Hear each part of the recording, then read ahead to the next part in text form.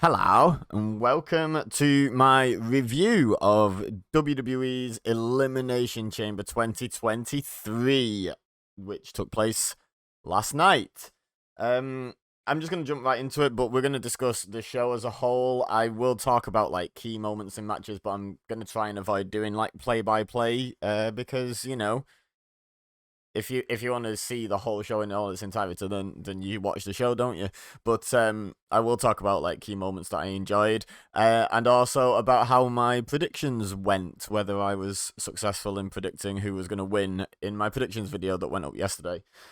So the show kicked off with the Elimination Chamber to crown a #1 contender for Bianca Belair's Raw Women's Championship at WrestleMania.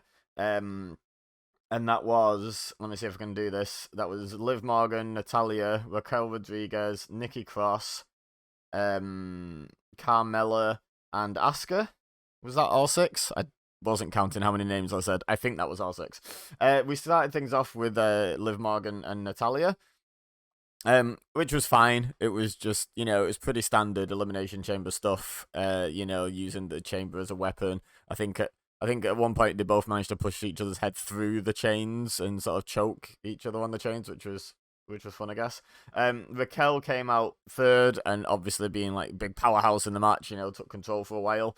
Nikki Cross was fourth, and did some frantic stuff, as one would expect. And it was all pretty standard, pretty by the book Elimination Chamber stuff. And then Nikki Cross climbed up on Carmella's pod while she was still in it, and jumped off and hit the other three with a crossbody on the outside, which was a fun spot, fun little spot for her. Then Carmella comes in, tries to pick the bones from that spot. I think she tried to pin Liv, then Natalia. I'm not entirely sure. She tried to pin a couple of people, but obviously they kick out, and then she comes eye to eye with Nikki Cross and runs back into her pod. And tries to lock herself in. But then Raquel Rodriguez puts Nikki Cross through the other side of the pod than the one Carmella went in through, so she had to make a quick exit. So that was a fun little sequence from the crossbody to Nikki being put into Carmella's pod. That was pretty fun. Then Raquel got Nikki into the ring and pinned Nikki Cross, and commentary, because the camera wasn't like super focused on this action, that I think it might be Michael Cole that was like, Nikki Cross kicked out at 2, and then it was like, oh no, wait, nope, she was eliminated. And then when they showed the replay of it, she did not move, like not even like, a twitch or anything, like not even a minor movement. She just lay there selling unconscious. So I'm not sure what they thought they saw, but yeah. So that was Nikki Cross eliminated first. And this is with 5 of them in the match. Asuka still hasn't joined the match yet, I don't think.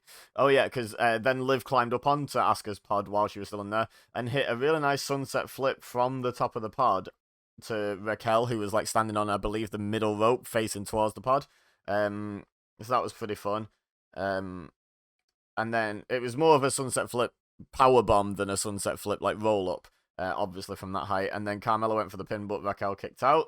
And then Asuka comes out and makes a beeline for Carmella, and just absolutely tore into her, and just because I think Carmella was talking trash to Asuka. I didn't write this bit down, but and it's not totally clear in my memory, but something like Carmella was like getting in Asuka's face while she was in the pod, so Asuka just absolutely annihilated her when she got into the match.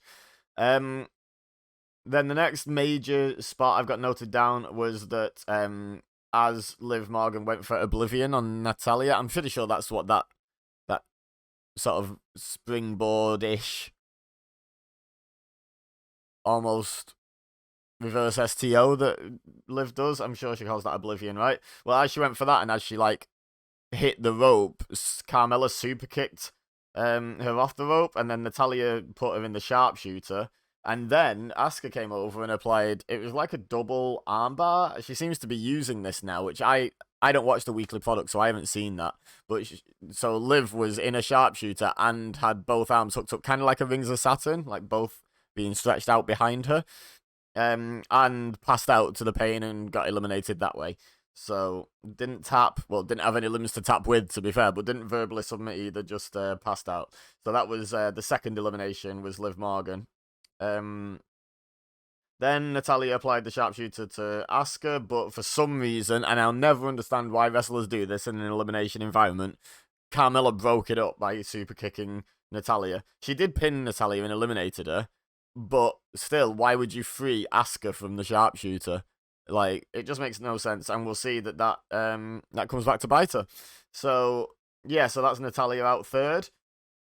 And then Carmella and Asuka end up sort of teaming up on Raquel Rodriguez and doing this, like, back and forth kick combination. Raquel dropping to her knees and then both like taking turns kicking her in the head basically until she fell onto her back. And then both Asuka and Carmella pinned Raquel and eliminated her that way. So keep her looking strong.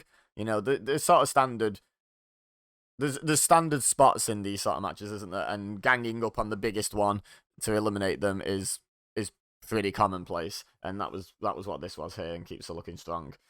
So now it's down to just Asuka and Carmella, and they went for a little while, but not super long after this, and did some roll-up chaining, you know, back and forth roll-ups, different types of pin combinations. But then Asuka rolled Carmella through into the Rings of Saturn type lock, which Michael Cole described as the Asuka lock. Now, unless they've changed what the Asuka lock is, that is not the Asuka lock. But it does seem to be her submission of choice at the moment, so maybe by that definition alone it is the Asuka lock. I don't know, let me know in the comments. And Carmella did submit, so like I say, it came back to bite her, breaking up that sharpshooter on Asuka. She should have done what Asuka did to Liv Morgan and applied an arms or head-based submission. Didn't Carmella used to use her legs for like a chokehold type submission at one point? Am I remembering that? She could have put that on, you know, and maybe they would have had a chance to eliminate Asuka, and then it might have gone very different for her. But it didn't. She didn't. And Asuka picked up the win. Correct decision, in my opinion. Asuka versus Bianca Belair is a money match at Mania. I can't wait to see that. That could be a lot of fun. The build could be a lot of fun. And that puts me 1 from 1 on predictions. I did, in fact, predict Asuka to win. So, happy me. Yay me. Up next was Brock Lesnar versus Bobby Lashley, and my notes just say full finisher bar for both. Like, yeah, this is like playing. Do you remember I mean, you can do it on the modern games, but it was more prominent on the older games, like on SmackDown 2 or SmackDown Just Bring It, where you could start the match with like 5 finishers and your max was 5 finishers, whereas the default was like start with 0 and your max was 2 or something. Brock Lesnar matches always just feel like you and your mate setting up a match where you both start with all of the finishers. And do you know what? I'm not even against it. I think it's fun. Like, you know, it's a different pace from most WWE matches, and most wrestling matches in general. So you know, it's fine by me, honestly. I put this as a fun Smash Mouth brawl. It finished. I didn't take a lot of notes in this. A, because it was fairly short, and B, because I was just it was exactly what you would expect from these two. There wasn't too much really that notable, I guess, during the match. But Lashley locked in the Hurt Lock on Lesnar, and Lesnar ended up, out of desperation, back healing and hitting a low blow and getting himself disqualified. Which I saw a lot of people on Twitter, because I live tweet these things. So, you know, link in the description if you want to follow me on Twitter. When I reach 100 followers, by the way, I'm going to be doing a special wrestling-based live stream when I reach 100 followers on that Twitter account. So do go drop me a follow. I do live tweet a lot of events. But anyway, back to the show. Yeah, a lot of people were complaining about this, and I was like, you know what? No, it's good. In my opinion, it's good storytelling. Lesnar's never faced anyone who's made him, like, who's pushed him so far that he's had to low blow them out of desperation. Like, it's showing another side to Lesnar where it's like, oh, this guy's kind of got my number, you know, and that's not something we see from Lesnar a lot. Even when he loses, you don't feel like the other guy's got his number, you know, like it's just they got lucky, or, you know, it was just their night or whatever. But this does really feel like he's struggling with Lashley, and I guess they're gonna prolong this to WrestleMania. They're not gonna finish the series on a low blow DQ, are they? So I guess they're going to Mania with this. I don't know, but yeah, I'm interested to see where they go from here. after the match, by the way, I predicted Lesnar to win, so I'm 1 from 2 now at this point. But yeah, after the match, Lesnar F5's the ref, F5's Lashley, sets up the announce table spot, and I put, at this point in my notes, I put Hurt Business, question mark, but no appearance from the Hurt Business. I thought they were going to make the save for Lashley. I thought that was the point of the post-match attack, but no, Lesnar just F5'd him through the announce table instead. And then F5 the ref onto, like, the remnants of the announce table. Like, it's just pieces of table lying on the floor, and he just got F5'd onto it. So it was a fun little post-match segment. So while I don't get the point for the prediction, Lesnar did come out on top over the course of the whole segment. So I'll take that little moral victory, even if it doesn't count as an actual correct prediction. Next, so some of you might remember this, some of you might not, but I think it was it WrestleMania 21? Was WrestleMania Goes Hollywood? And they did all these vignettes throughout the show and in the lead up to the show where wrestlers, like, parodied or reenacted famous movie scenes. And they were really popular, and rightly so. They were really good fun, to be fair. Well, we got our first one of those. They're doing them again for WrestleMania 39 because it's in Hollywood again. And it was Seth Rollins dancing on the stairs like the Joker, like, from the Joker film, not like Dark Knight or Batman Joker, the actual Joker.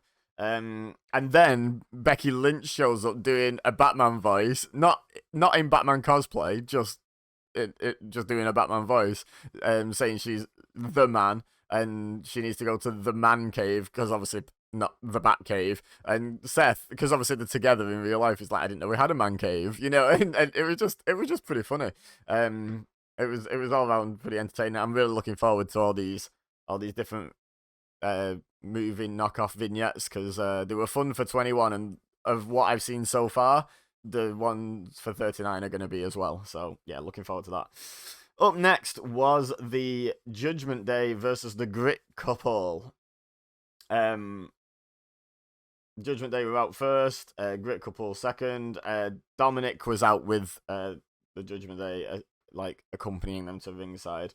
And Dominic came into play during the match. I will say Beth and Rhea carried a lot more of the action than I expected. With Beth being, like, semi-retired at this point, I sort of expected her to get the hot tag and then Rhea to probably pick up the win after, absorbing some of Beth's offense for a bit.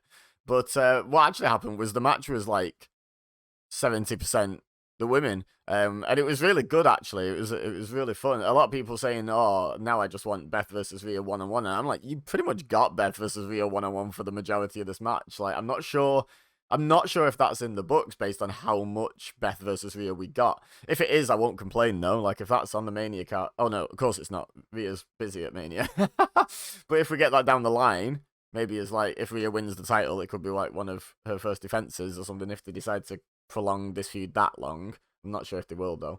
But yeah, it was really good actually. Beth did not look like someone who's only wrestled a few times in the last like 10 years, like, at all. And Rhea just looks like an absolute star in pretty much everything she does these days. So it was really good. There was a spot where Beth was going up on the top, looking like she was aiming for like a moonsault because she was facing out of the ring when she was climbing up. And then Dominic swept her leg out from under her, and she landed hard, like dropping down onto the the bit that connects the ring post to the turnbuckle.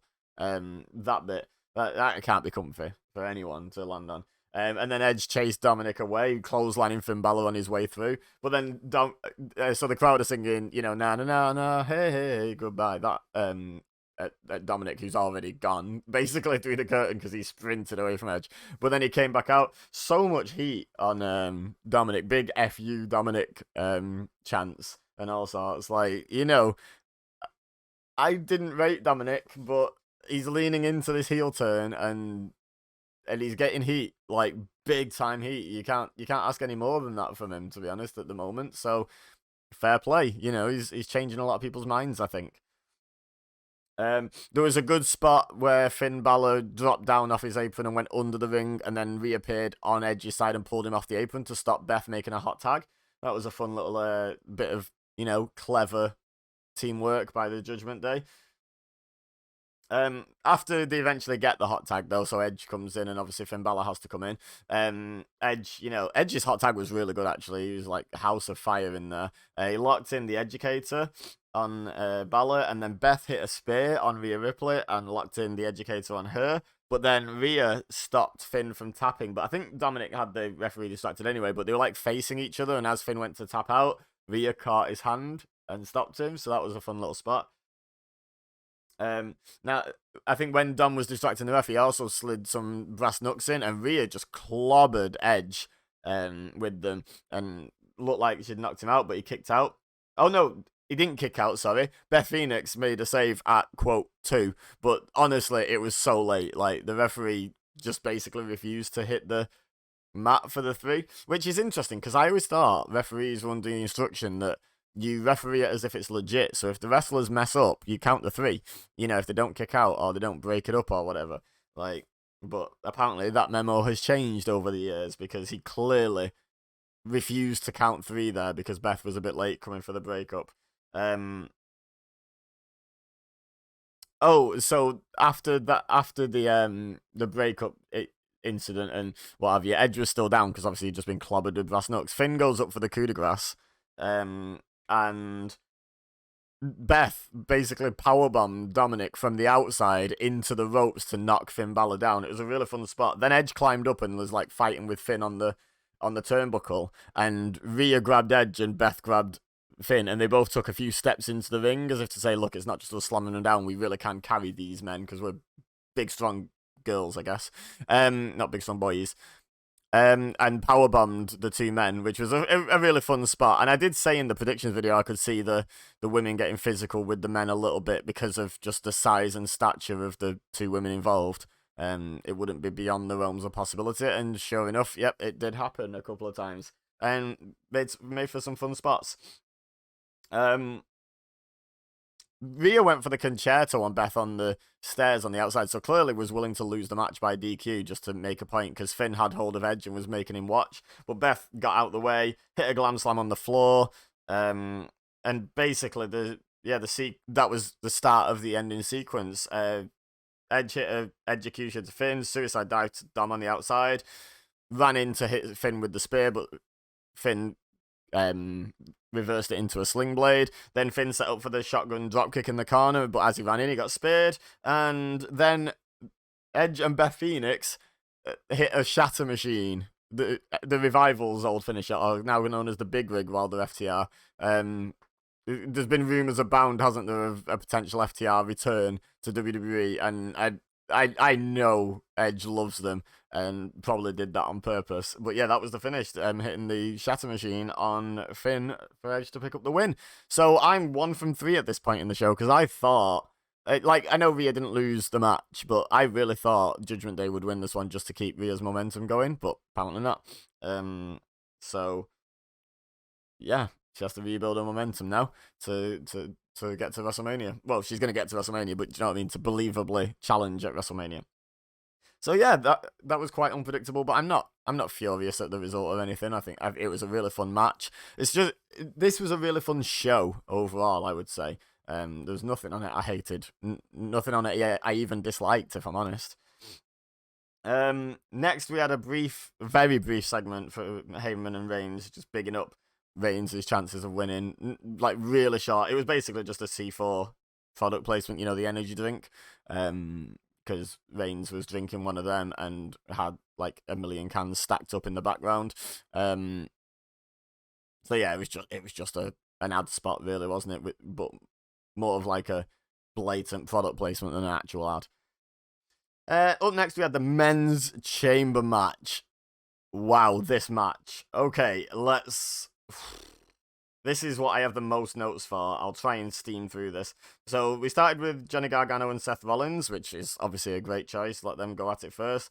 And then Austin Theory is out third. There was a lot early on of like Rollins and Gargano teaming up on Theory because they both don't like his attitude. And then Theory was like referencing The Way to try and... Well, they were referencing The Way on commentary, first of all, which I liked. I like nowadays you get like a bit of continuity from NXT to WWE. That's fun. And then Theory was trying to like convince Gargano to reunite to double team on Seth for a bit, but yeah, Gargano was having none of it. So Theory tried to get away and like locked himself in his pod and was like holding the door shut to stop Gargano getting to him. And Seth just went round the other side and opened the other door to his pod and was just stood behind him.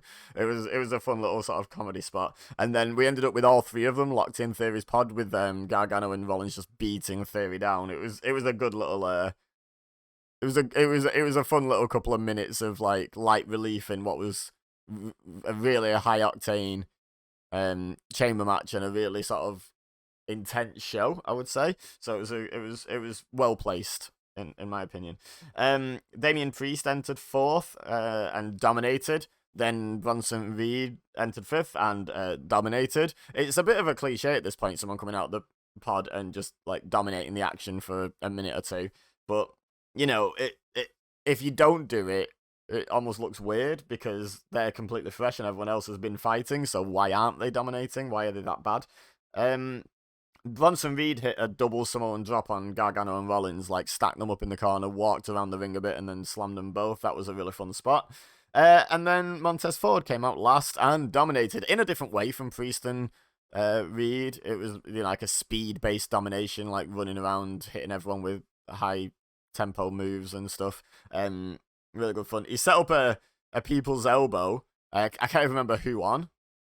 But yeah, he looked like he went for his elbow pad and he didn't have one, so he undid his wrist tape and threw it. And then when he bounced off the ropes, Bronson Reed interrupted it, so I didn't ever let him get to the actual elbow bit. Then Austin Theory lifted Bronson Reed and like deadlift squatted Bronson Reed, which squatting another human being is a certain level of impressive, but squatting a human being the size of Bronson Reed is obscene. That was like amazing. And then so that was just like the beginning of like all the super impressive stuff. Like all the stuff up to this point had been like fun and entertaining and good, but they really turned it up a notch from that point on.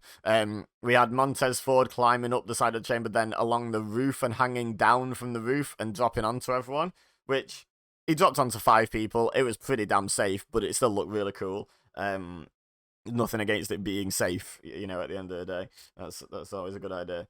And then we did the multiple finishers spot where pretty much everyone got some sort of shot in, whether it was a finisher or just like a strong hit on Bronson Reed to team up to eliminate him. Again, like I said with Raquel, it's pretty standard fare in Elimination Chamber that the biggest one and the big threat on the basis of being big is ganged up on and eliminated that way. And yeah, sure enough, Reed, the first one eliminated. There was a fun spot where pretty much everyone except might have been Theory. I'm not sure who was left out, but basically 4 of the 5 that were remaining were climbing up the pods. And we ended up with like Seth Rollins and Johnny Gargano just sat on top of one of the pods together, just like looking around, just like, huh. And then Seth just chops Gargano when they start fighting. And that led to Seth Rollins picking up Gargano in a powerbomb position with a bunch of people below. And I was like, there's no way they're going to, because Seth couldn't see where they were landing, it seemed. I was like, there's no way they're actually going to powerbomb off here, is there? This is crazy.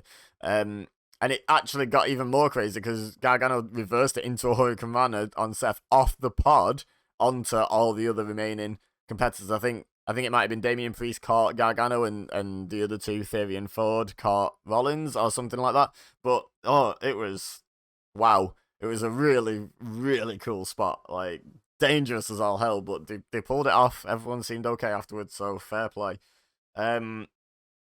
Then Gargano hit a slingshot DDT on the outside to Austin Theory, then tried to do the same to the inside to Damian Priest, but Priest like hit him with a right and hung him up over the ropes, then sort of deadlifted him over his shoulders into a razor's edge to eliminate Gargano second. Then soon after, Seth Rollins and Montez Ford hit a powerbomb blockbuster combo, kind of like the Street Profits do, to Damian Priest to eliminate him. So started coming through a bit thicker and faster, these eliminations at this point. Montez Ford, I put, was throwing himself around like a madman. He was just doing all sorts. Like so many people in this match shone. It was just a great performance all round. Like pretty much everyone got to really show what they're capable of in this match in some way, shape, or form. Ford hit a rock bottom on Austin Theory, and it was clearly a rock bottom. Michael Cole on commentary calls it a Uranagi, but I had issue with this because every single time Roman Reigns hits his Uranagi, which is actually a Uranagi in a match, Michael Cole refers to it as a rock bottom, ? And it's like, no, that's a Uranagi. Yeah, it's similar to a rock bottom, but he doesn't fall with it like The Rock did on the rock bottom. But this, Ford clearly hit an actual rock bottom and it gets called a Uranagi. I don't get it. Anyway, the way Ford was eliminated was like I actually missed the moment. I glanced down at my phone to see, I think maybe to tweet about the Uranagi rock bottom thing. I can't remember. But when I looked up, Montez Ford had been knocked through the ropes and was like hanging out to the outside. And Seth Rollins, it looked like a really brutal curb stomp. I think Ford's okay, based on how he got out of the chamber after being eliminated. But yeah, it looked like a really brutal curb stomp to Montez Ford. And then Theory dragged him into the ring and pinned him. Now, a load of refs and doctors came out to attend to Ford, which I put as getting his flowers. I was like, I think they're doing this to escort him out so the crowd can, like, applaud him on the way out. That was my original thinking. How naive of me. No, they were opening the door so that someone could get in. Of course they were. It was Logan Paul. He hit Seth Rollins as he was lining up Theory for a stomp. Logan Paul hit a buckshot lariat and then a stomp of his own to Seth Rollins. And then Austin Theory hit the A-Town down and picked up the win, which I'm pretty sure I predicted Theory to retain, so that's 2 from 4. But yeah, this is obviously setting up Rollins, Logan Paul, which has been rumoured and been sort of, Rollins has been stoking that fire by talking about Logan Paul in interviews and stuff in recent weeks. So yeah, the reason I say I believe Ford was okay was because he was like escorted out on his feet, which if it was the only sort of injuries he could have picked up if that brutal curb stomp was as brutal as it looked would be a head injury or a neck injury, and there's no way on either of those they're picking him up, like getting him up on his feet and escorting him out of the chamber. You know what I mean? So I feel like Ford's going to be okay. You know, I haven't heard anything for sure, and I hope he is, but I'm pretty sure he is. I'm pretty sure he was just selling it really well. Anyway, whew. That was, if you've not watched that chamber match, if you've not watched this show, I highly recommend it, but definitely watch that chamber match. Watch the final 2 matches at least. So, speaking of the final match, it's what everyone was there for, let's be honest. Roman Reigns versus Sami Zayn. I have very, very few notes on this one. I was engrossed. It was great. Reigns actually came out first because obviously, you know, you want to do the Sami Pop as the last entrance of the night. The atmosphere was just completely crazy. I saw people on Twitter comparing it to Punk in Chicago 2011. I personally, from memory, don't think it was quite at that level, but it was one of the nearest things WWE have ever done to that. Because that was really something else. I'd want to watch them basically back to back and be like, which one was louder? Because it was on that sort of level, that's for sure. But some people were saying it was clearly louder. I think it was very close, if not a little quieter. Anyway, it doesn't matter, does it? The match in general was just amazing. Roman Reigns is just an incredible performer. Sami Zayn, I tweeted out that it's wild to me that some people would only just be discovering how good Sami Zayn is because of how long he's done stuff that doesn't emphasize how good he is in ring for WWE, you know, character stuff and what have you.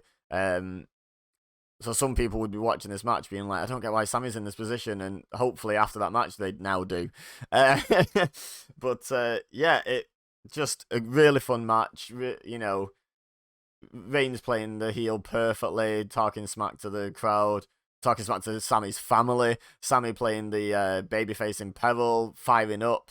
It had everything you'd want. It was pretty formulaic, but also really sort of emphasize the reason why by the book works, you know, I think is fair to say. It's just really good match. Towards the end, we got a ref bump and a visual pin for Sami, which off a haluva kick, which just means he got Roman Reigns pinned for at least 3 seconds, but there was no referee to count it. So we saw that he'd pinned Reigns, but it didn't count.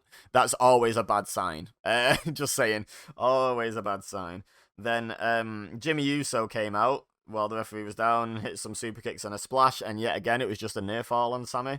I think he'd already kicked out of at least one spear by this point, and I think Reigns had kicked out of a haluva kick. And then all I put in my notes here was drama, like escalating levels of drama, because it was just, it's just so well executed, this entire storyline, and this match was no different, in my opinion. Jey Uso did show up as I expected, but did not pick a side. I fully expected him to turn on Sami, and I think he even tweeted out the potential, because I think I tweeted that Jey's about to become the new Heartbreak Kid. He's going to break everyone's hearts in Montreal. And then I was like, actually, how good would a "I'm sorry, I love you" reference and then super kick Sami Zayn be? You know, like, do the Ric Flair, Shawn Michaels thing, but Jey Uso sort of having to stay loyal to his family, not wanting to. I think that would have been really cool. But instead, what we got was Jey Uso having a dilemma. They mirrored the Roman Reigns passing Sami Zayn the chair spot with Roman Reigns passing it to Jey Uso. But in the end, Sami Zayn went for a spear on Reigns. Reigns moved and he hit Jey Uso, and that was the last we saw of Jey. So Jey hasn't actually picked a side yet. So they're saving that for the build to WrestleMania, or maybe even for WrestleMania itself. I don't know if they'll save it that long, but I'm actually not mad about that. Like, I think that's a fine decision. I think it would have been fun to have Jey make the decision here, but they didn't. In the end, Reigns picks up the win. As I predicted, a lot of people genuinely thought Sami was in with a chance of winning this, and I can see why. He was red hot, and it would have been a great sort of moment, but Reigns has been champion for 900 days plus at this point. It's ending at WrestleMania if it's ending at all, right? Like, surely. So that was why I picked Reigns to win. Anyway, there was a post-match beatdown, which Jey was nowhere to be seen for. It should be noted. It was just Reigns and Jimmy Uso. And then Kevin Owens comes out and saves the day, and it was all really good fun, and we ended with like a stunner to Reigns, and then Kevin Owens stepping out of the way for Sami Zayn to hit one more haluva kick on Reigns. Owens stunned Heyman. It was just, do you know what? Considering how deflated the crowd was always going to be when Reigns won, that was, I think, the best job WWE could have done, having Reigns win and trying to send the Montreal crowd home happy, because, you know, that was a tough task after watching Sami lose there. But, you know, it was a good post-match segment. This whole storyline has just been absolutely phenomenal, hasn't it? Yeah, let me know what you thought in the comments, by the way, about this show. What you liked about it, what you didn't like. What was your favourite match? I'm struggling. The Elimination Chamber was like next level chamber stuff, but then I love the storytelling and drama of wrestling, and there was nothing on the card like it that compared to Zayn and Reigns for that. So I'm a bit torn between those two for my favourite match. But yeah, let me know how your predictions went. Let me know what your favourite match was, what moments you liked, disliked, what did I say that you disagreed with, that you agreed with, etc, etc.